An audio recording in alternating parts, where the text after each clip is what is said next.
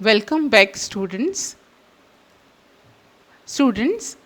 आज हम पढ़ेंगे poem in memoriam. In memoriam poem को हमने लास्ट सेशन में पढ़ा था और इसको रिसाइट करना सीखा था और इसको समझा था कि इन मेमोरियम पोएम में क्या है। और इस पोएम का हमने सेंट्रल आइडिया भी बनाना सीखा था। So students, welcome to Anjana's class. आज हम इन मेमोरियम को एक बार फिर से देखेंगे और इस पर बेस्ड एक्टिविटीज़ को करेंगे। स्टूडेंट्स, एक बार हम इस पोएम को देख लेते हैं क्योंकि हमने इस पोएम पे बेस्ड हमको क्वेश्चंस करने हैं। तो मेरे साथ आप इस पोएम को रिसाइट करेंगे। Ring out the old, ring in the new, ring happy bells across the snow.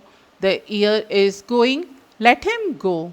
Ring out the false, ring in the true. Ring out the grief that saps the mind. For those that hear, we see no more. Ring out the feud of rich and poor. Ring in redress to all mankind. Ring out the slowly dying cause and ancient forms of party strife. Ring in the nobler modes of life with sweeter manners, purer laws. Ring out the want, the care, the sin, the faithless coldness of the times. Ring out my mournful rhymes, but ring the fuller minstrel in. Ring out the false pride in place and blood, the civic slander and the spite. Ring in the love of truth and right, ring in the common love of good. Ring out the old shapes of foul disease, ring out the narrowing lust of gold. Ring out the thousand words of old, ring in the thousand years of peace. तो बच्चों, हमने इस poem को recite किया और आपने देखा होगा लास्ट क्लास में भी आपने इस पोएम को पढ़ा था। तो हम इसमें देखेंगे कि कुछ चीज़ों को we have to ring out, हमको अलग करना है, and for something we have to ring in, और कुछ बातों को हमें अपने अंदर लेना है। तो इन सब बातों को ध्यान में रखते हुए हम इस नेक्स्ट एक्टिविटी को लेते हैं। ये एक एक्टिविटी है जो हमने पोएम को पढ़ा था, उसमें बहुत सारी चीज़ें थी जिनको हमें रखना था और बहुत सारी चीज़ें थी जिनको हमें छोड़ना था। तो ये एक टेबल बनाई है रिंग इन और रिंग आउट। सबसे पहले हम वो देख लेते हैं जो हमको रखना है, जिसको हमें अपनाना है। तो रिंग इन में पहला था the true, second one is redress to all, third mankind, फिर nobler modes of life, fuller minstrel, love of truth and right, common love of good, 1000 years of peace. तो स्टूडेंट्स, ये जो हमने यहाँ पे टेबल बनाई है, इसमें हमने एक तरफ लिखा है रिंग इन, और किन चीज़ों को हमें छोड़ना है वो हम लिखेंगे रिंग आउट। तो पोएम को एक बार फिर ध्यान में रखेंगे कि हमको क्या क्या छोड़ना है।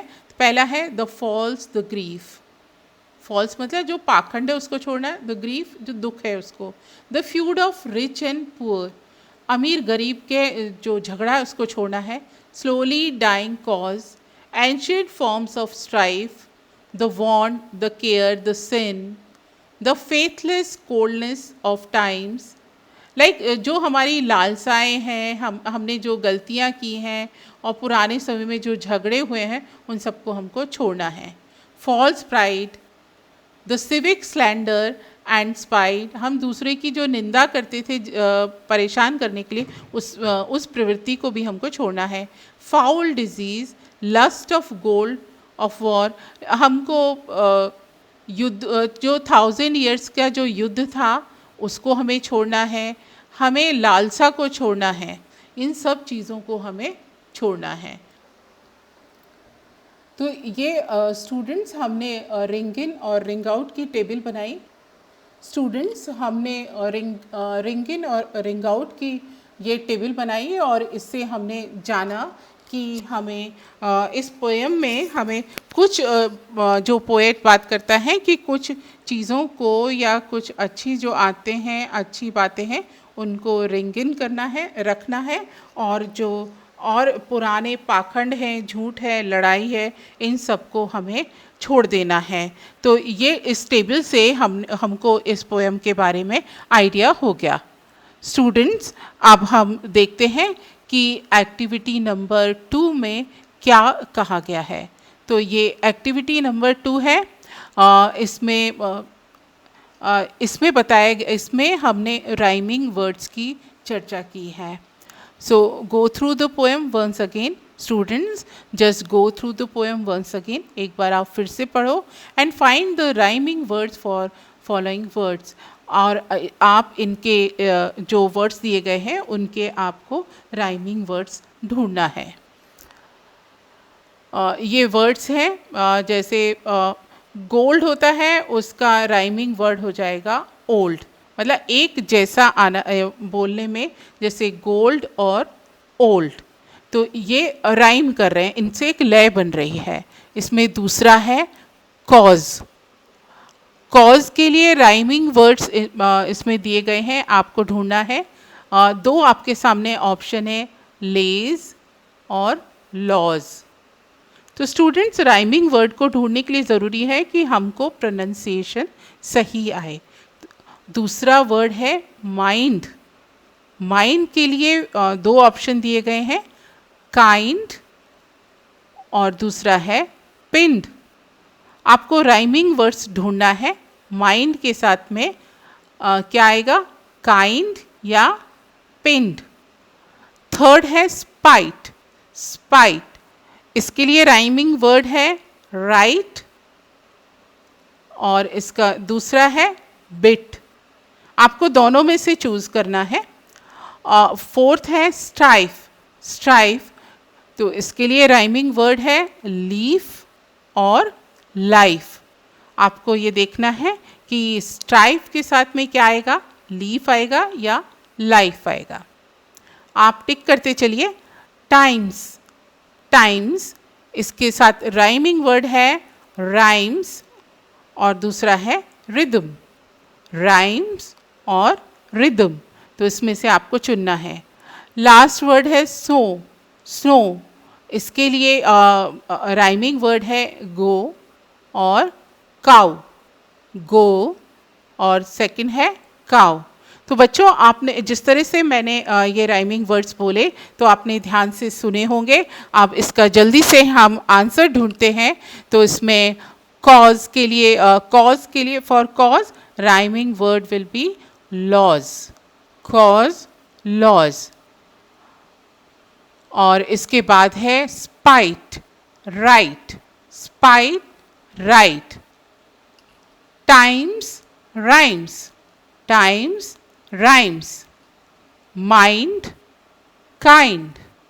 Mind, kind. Strife, life. Strife, life. Snow, go. Snow, go. तो इस तरह से हमने सीखा ये राइमिंग वर्ड्स क्या होते हैं, राइमिंग वर्ड्स किस तरह से उनको पढ़ा जाता है और समझा जाता है। तो इंग्लिश अगर आप अच्छे से पढ़ना चाहते हैं तो उसको बोल कर पढ़िए और बोल कर थोड़ा ज़ोर से पढ़िए। लाउड थोड़ा ज़ोर से पढ़ेंगे तो आप ही की ही आवाज़ आपके कानों में जाएगी और आप उस चीज़ को, उस वर्ड का करेक्ट प्रोनाउंसिएशन सीख पाएंगे। अब हम चलते हैं नेक्स्ट एक्टिविटी। ये है एग्ज़ाम पॉइंट ऑफ व्यू से भी बहुत इम्पॉर्टेंट है, क्योंकि एग्ज़ाम में भी डी सेक्शन में जो पोइट्री के जो कुछ क्वेश्चंस आते हैं उसमें पोएम की 4 लाइंस आती हैं और उसमें से फिर क्वेश्चन पूछे जाते हैं। तो उसमें कुछ बेसिक क्वेश्चन होते हैं, वो तो हर पोएम में होते हैं, और फिर एक क्वेश्चन उस जो पर्टिकुलर स्टैंजा होता है, जो दिया होता है, उससे रिलेटेड रहता है। तो हम इस एक्सरसाइज को करते हैं। First you have to read the lines carefully. सबसे पहले आप लाइन को धीरे, आराम से, सावधानी से पढ़ें and answer the following questions, और उसके बाद इसके आंसर दें। मैं पोएम आपके लिए रिसाइट करती हूँ। Ring out the grief that saps the mind, for those that here we see no more. Ring out the feud of rich and poor, ring in redress to all mankind. ये जब हमने पहले भी poem पढ़ी थी तब इसका हम मीनिंग समझ गए थे। बच्चों, इस तरह से जब कोई पोएम का एक स्टैंजा दिया जाता है तो उसको आपको बार बार पढ़ना चाहिए, और जो आपको वर्ड ऐसा लगता है कि ये इस वर्ड का मीनिंग आप जानते हैं या उस वर्ड की वजह से आप पूरा उस पोइट्री को समझ सकते हैं, तो उसको आप अंडरलाइन कर लीजिए। तो ये पोएम थी। ये इस पोएम का स्टैंजा हम फिर से पढ़ते हैं। Ring out the grief that saps the mind, for those that here we see no more. Ring out the feud of rich and poor, ring in redress to all mankind. ये जो poem की जो कुछ lines थी उस पे based ये 3 questions हैं। First question is right the name of the poem and poet. Students, ज़रूरी ये है कि हम पोएम को या किसी लेसन को कितना समझते हैं या उसके आंसर हम कितना याद करते हैं, उससे पहले ज़रूरी ये है कि जो क्वेश्चन दिया गया है उसको हम कितना समझ पाते हैं। अगर आप क्वेश्चन को अच्छे से समझेंगे तो आप आंसर भी ढूंढ सकते हैं। तो first question is right the name of the poem and poet. And the second question is write the synonym for quarrel from the poem. Synonym means समानार्थी, सेम मीनिंग वाला वर्ड, और आपको इस पोएम में से ढूंढना है। Question number 3, what does poet want to give up in this stanza? Give up means ring out, ठीक है? Give up मतलब छोड़ना। तो what does poet want to give up in this stanza? अब इसके हम आंसर देखते हैं।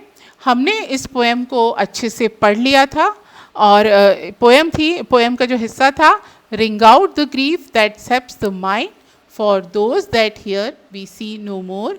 Ring out the feud of rich and poor, ring in redress to all mankind. And the first question was write the name of the poem and poet. आपको क्या बताना था? Name of the poem and poet. तो देखिए, जब कोई question इस तरह से पूछा गया तो इसका आंसर लिखने के लिए क्वेश्चन का ही हिस्सा हम ले लेते हैं। कहाँ से शुरू किया हमने? The name of the poem is in memoriam, poets name is Alfred Lord Tennyson. दोनों चीज़ें हमने बता दी, पोएट का नाम और पोएम का नाम। सेकेंड क्वेश्चन था right the synonym for quarrel from the poem. हमको सिनोनिम पता लगाना था, किसका? क्वेरल। तो इसका आंसर है फ्यूड। 1 वर्ड में दे दिया, फ्यूड। और अगर आप पूरे सेंटेंस में लिखना चाहते हैं तो ऐसे लिख सकते हैं, the synonym for quarrel from the poem is feud, ठीक है? थर्ड क्वेश्चन है what does poet want to give up in this stanza? Give up means ring out. Answer is, देखिए इसमें था ना, ring out the grief that saps the mind, for those that here we see no more. Ring out the feud of rich and poor. ये 3 lines हैं, ये है ring out. Answer हमने बनाया, the poet wants to give up grief that saps the mind and quarrel between rich and poor। तो इस तरह से हमने जब इस पैराग्राफ को पढ़ा तो हम और उस पे से जो बेस क्वेश्चन थे उसको हम उसको सॉल्व करना सीख गए। अब हम नेक्स्ट एक्टिविटी पे चलते हैं कि हमने जब ये कॉम्प्रीहेंशन क्वेश्चन है, पोएम की अपनी अंडरस्टैंडिंग पे बेस्ड क्वेश्चन है कि तो हम इस एक्टिविटी 4 को करते हैं, how much have I understood the poem. मैं पोएम को कितना समझ पाया। तो जब आप इस क्वेश्चन के आंसर देंगे तो आपको पता चल जाएगा कि हाँ, अब आपकी पोएम के बारे में समझ बन गई है। Let's learn to form a answer.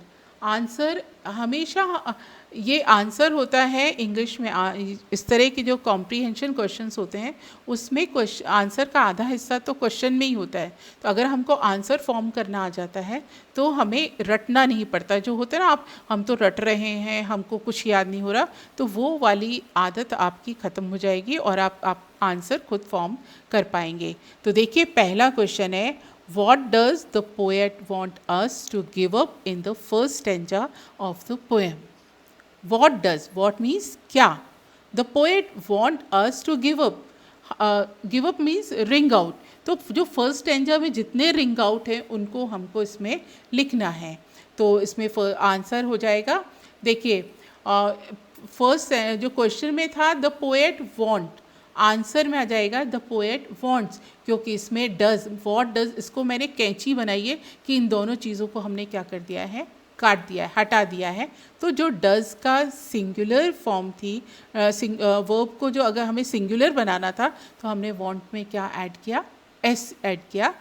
The poet wants us to give up the false belief in the first stanza of the poem.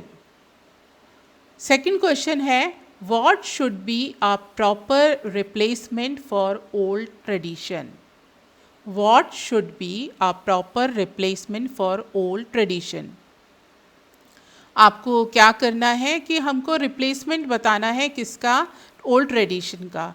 Old tradition यानी जो पाखंड है उनको हम किससे करें, जो आसान और मधुर और अच्छे नियम हैं उनको हम अपने जीवन में लाएं।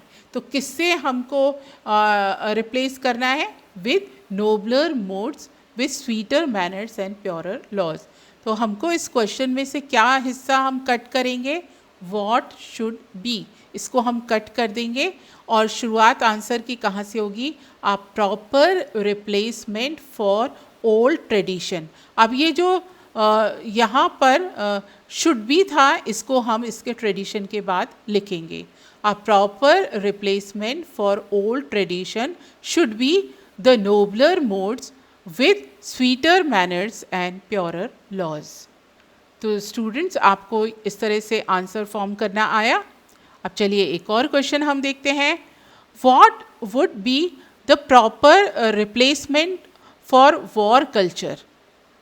जो युद्ध है उसका रिप्लेसमेंट किससे हो, जो हज़ारों साल की लड़ाई है उसको हम किस चीज़ से बदलें। तो देखिए व्हाट वुड बी, इसको हमने क्या कर दिया है, कट कर दिया है, क्योंकि क्वेश्चन फ्रेमिंग वर्ड था ये, तो इसको हमने कट कर दिया। शुरुआत हमने की है the proper replacement for war culture. अब जो वुड बी है उसको, वर्ब को हम इधर लेके आएंगे। The proper replacement for war culture would be 1000 years of world peace. तो बच्चों इस तरह से हमने सीखा कि कॉम्प्रीहेंशन क्वेश्चंस को हम कैसे हल करते हैं। अब इसके बाद हम आते हैं लॉन्ग आंसर क्वेश्चन पे। पोएम से कई बार 3 नंबर के क्वेश्चन भी आते हैं सेक्शन डी में, तो वो लॉन्ग आंसर वाले रहते हैं। लॉन्ग आंसर मीन्स एक 1 पेज आंसर नहीं होता, वो दे आर ऑफ लाइक 2 और 3 सेंटेंसेस के वो आंसर होते हैं। तो इसमें हमने 2 क्वेश्चन लिए हैं। What things should be adopted in our life according to the poem. Adopted मतलब स्वीकार की जाए, इट मीन्स रिंग इन। इसको पोएम हमको इसके हिंट किससे मिलेगा, पोएम का हिंट हमको मिल रहा है रिंग इन से। यानी इसमें आंसर में हमको वो सब चीज़ें लिखनी है जो रिंग इन, जिनको हमें अपने साथ रखना चाहिए। तो इस क्वेश्चन को हम लास्ट में है, देखिए व्हाट थिंग्स, ये क्वेश्चन फ्रेमिंग वर्ड है, इसको हम हटा देंगे और शुरुआत करेंगे हम according to the poet. According to the poet truth, ये जो हमने पीछे जो टेबल बनाई थी उन्हीं वर्ड्स को आपको यहाँ लेके आना है। According to the poet truth redress to mankind, nobler modes of life with sweeter manners, purer laws, good hopeful songs, love of truth and right, common love of good, peace and happiness should be adopted in our life. तो देखिए question का आधा हिस्सा तो हमने, answer का आधा हिस्सा तो हमने क्वेश्चन से ही ले लिया, और जो हमने टेबल बनाई थी रिंग इन की, उन वर्ड्स को उसमें हमने शामिल किया है। तो ये है क्वेश्चन था, what things should be adopted in our life according to the poet. और इसके लिए हमको हिंट मिला, अडॉप्टेड मीन्स रिंग इन। तो रिंग इन वाला हिस्सा हमको पोएम में से देखना है, and the answer will be like that, according to the poet truth redress to mankind, nobler modes of life with sweeter manners, purer laws, good hopeful songs, love of truth and right, common love of good, peace and happiness should be adopted in our life. तो ये था हमारा question, एक long question था। वो था कि हमको what things should be adopted in our life according to the poet, और इसका हमने आंसर फॉर्म किया। अब हम चलते हैं दूसरे लॉन्ग क्वेश्चन की तरफ। ये एक और है लॉन्ग क्वेश्चन, और इससे भी हमें पता लगेगा how much have I understood the poem. इसमें है what are the things suggested by the poet that we should leave. Leave means छोड़ना, means ring out. तो हमको हिंट मिला ring out, यानी हमको पोएम में से वो वर्ड्स ढूंढने हैं जो कि ring out है। तो आंसर क्या होगा, the things, हमको क्वेश्चन से ही मिल गया। what है ये क्वेश्चन वर्ड है, इसको हम हटा देंगे और शुरुआत कहाँ से होगी, the things suggested by the poet that we should leave are, हमने वर्ब को अब लेके आए are, grief, false belief, ancient forms of party strife, the want, the care, the sin, the faithless coldness of ancient times, mournful songs, false pride, civic slander, lust of gold and thousand words of old. तो ये सारे जो words हैं ये हमने कहाँ से लिए, वो जो हमने टेबल फॉर्म की थी उससे हमने वर्ड्स लिए। इन सब चीज़ों को हमें छोड़ना है, we have to leave all these things. तो इसका आंसर होगा the things suggested by the poet that we should leave our grief, false belief, ancient forms of party strife, the want, the care, the sin, the faithless coldness of ancient times, mournful songs, false pride, civic slander, lust of gold and thousand words of old. तो इस तरह से हमने इस question को देखा कि जो लॉन्ग आंसर क्वेश्चन होते हैं जनरली 2 और 3 सेंटेंसेस के होते हैं, उनको हम किस तरह से याद करें। अब हम अगली एक एक्टिविटी और लेते हैं। ये एक्टिविटी, अब आपने ये पोएम आपने पढ़ ली, इसके बाद पोएम को हम कैसे सेंटेंसेस में लिख लेते हैं, पैराफ्रेज कर लेते हैं, और उसके साथ में हमने क्वेश्चन आंसर करना सीखा, राइमिंग वर्ड्स बनाना सीखा। तो लेकिन अब जो ये जो एक्टिविटी है इसमें हम एक पिक्चर, आपको एक पिक्टोरियल व्यू दिया गया है, एक पिक्चर दिखाई गई है, और इस पिक्चर को देखकर आपको एक पैराग्राफ लिखना है। इस काम को मैंने और भी आसान बना दिया है कि आपको केवल फिलअप करना है, कुछ वर्ड्स को फिलअप करना है और उससे वो ये पूरा का पूरा पैराग्राफ बन जाएगा। तो सबसे इसके लिए ज़रूरी क्या है कि हमारी ऑब्जर्वेशन अच्छी होनी चाहिए। तो पहली एक्टिविटी है, इसमें पहला है देयर इज़ अ। अब इसमें दिया गया है कि यहाँ पे बॉय है या गर्ल है, आपको देखना है। She is blank on the mat, whether she is sitting or standing, you have to find out. There are several ... pots around her. Answer ही आ गया, there are several pots around her. Next है she is doing, whether she is skipping or doing yoga, ये आपको पता लगाना है। और इसका fifth है ... ब्लैंक स्पेस है इज़ गुड फॉर हेल्थ। इसमें आपको पता लगाना है कि sleeping is good for health और yoga is good for health. ये जो एक्टिविटी हम कर रहे थे, देखिए इसमें हम आपने जो सोचा था उसको आप मैच करिए कि ये क्या यहाँ पर भी वही लिखा गया है। पहला था देयर इज़ अ गर्ल, तो देखिए यहाँ पे एक लड़की है। She is sitting on the mat, वो मैट के ऊपर बैठी हुई है। She is sitting on the mat. There are several pots around her, उसके चारों तरफ क्या है, पॉट्स हैं।